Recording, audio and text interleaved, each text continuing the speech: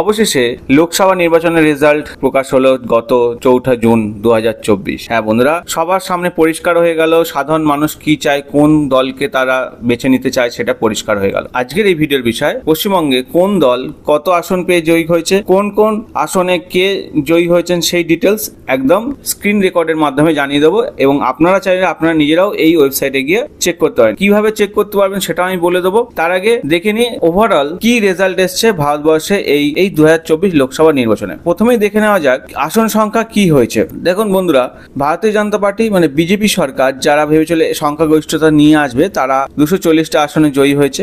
Indian national Congress মানে INC জিতেছে 99টা আসনে। সমাজবাদী পার্টি 37টা আসন নিয়ে আসছে।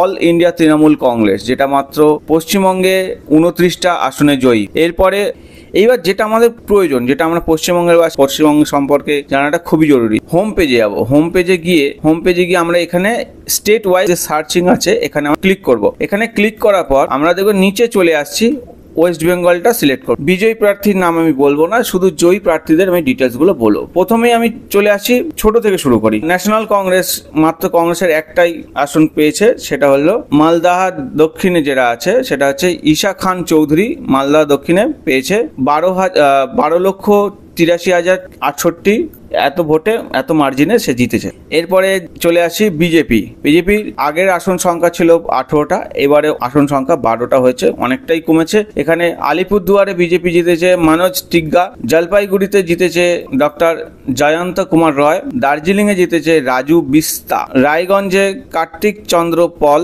তারপরে সুকান্ত মজুমদার বালুরঘাট লোকসভা কেন্দ্রে দাঁড়িয়েছিলেন। মালদা উত্তরে দাঁড়িয়ে জিতেছেন খগেন মুর্মু, রানাঘাটে জগন্নাথ সরকার জিতেছেন, বনগাঁ আছে শান্তনু ঠাকুর, তমলুকে অভিজিৎ গঙ্গোপাধ্যায়, জাস্টিস অভিজিৎ গঙ্গোপাধ্যায়, আর কাঁথিতে অধিকারী সমেন্দু, পুরুলিয়ায় জ্যোতির্ময় সিং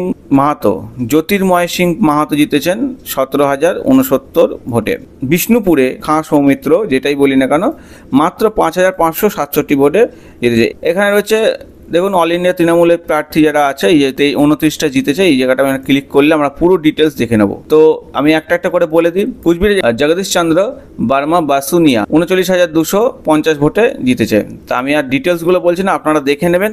দেখুন এখানে জলপাইগুড়ি খালিলুর রহমান, জলপাইগুড়িতে দাঁড়িয়েছিলেন খালিলুর রহমান, তিনি এত ভোটে জিতেছেন। বহরমপুর ইউসুফ পাঠান, যেটা আমাদের কেকেআরে খেলতেন ইউসুফ পাঠান, প্রথম প্রার্থী। সে এবারে কিন্তু সত্যিই খুব ভালো রেজাল্ট করেছে, অনেকে হয়তো ভাবতে পারেনি। যেখানে সবচেয়ে বড় ব্যাপার হচ্ছে সেখানে একটা হেভিওয়েট প্রার্থী ছিল, সেই হেভিওয়েট প্রার্থীকে হারিয়ে ইউসুফ পাঠান জয়ী হয়েছে, এটা একটা বিশাল বড় ব্যাপার। মুর্শিদাবাদে আবু তাহের খান জিতেছেন তৃণমূল প্রার্থী।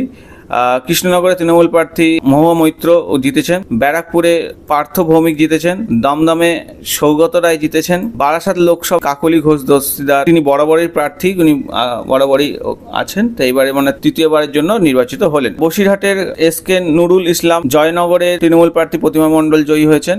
আর মথুরাপুর বাপি হালদার জয়ী হয়েছেন।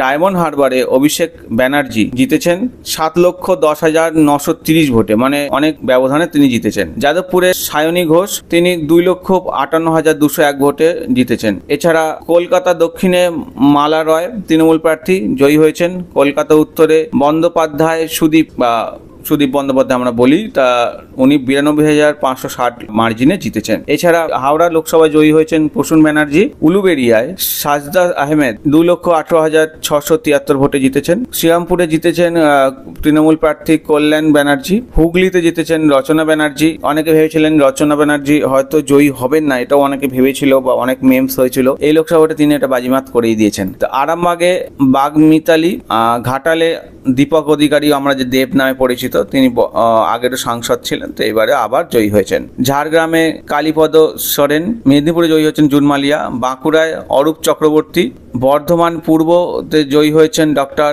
শর্মিলা সরকার। বর্ধমান দুর্গাপুর যেটা আছে আজাদ কীর্তি ঝা, তৃণমূল প্রার্থী আজাদ কীর্তি ঝা জয়ী হয়েছেন। এছাড়া আসানসোলে জয়ী হয়েছেন শত্রুঘ্ন প্রসাদ সিনহা। শতাব্দী রায় বীরভূম থেকে জয়ী হয়েছেন, যেখানে অনেকে অনুব্রত মণ্ডলের যে জায়গা বীরভূম, শতাব্দী রায় জয়ী হয়েছেন। তো ওভারঅল স্ট্যাটাস এই দেখাচ্ছে, এটাই বোঝা যাচ্ছে যে সাধারণ মানুষ তৃণমূলের উপর ভরসা রেখেছে। এই পশ্চিমবঙ্গের তৃণমূল সরকার নিশ্চয়ই আমাদের আরো ভালো পরিষেবা দেবে, আমরাই এটাও কামনা করি। আপনাদের যদি ভিডিওটা ভালো লাগে অবশ্যই কমেন্ট করে জানান কোন জেলা থেকে দেখছেন, এবং আপনাদের যদি মনে হয় যে যেই প্রার্থী ঠিক আছে। আপনাদের এই ভিডিও সম্পর্কে বা এই লোকসভা ভোট সম্পর্কে কোনো বক্তব্য থাকলে অবশ্যই কমেন্ট করে জানাবেন। আশা করি ভিডিওটা ভালো লেগেছে। ভিডিওটা ভালো লাগলে অবশ্যই ভিডিওটাকে লাইক করুন, চ্যানেলটাকে সাবস্ক্রাইব করুন। এই টাইপের অনেক তথ্য আসবে। সবাই ভালো থাকবেন, সুস্থ থাকবেন।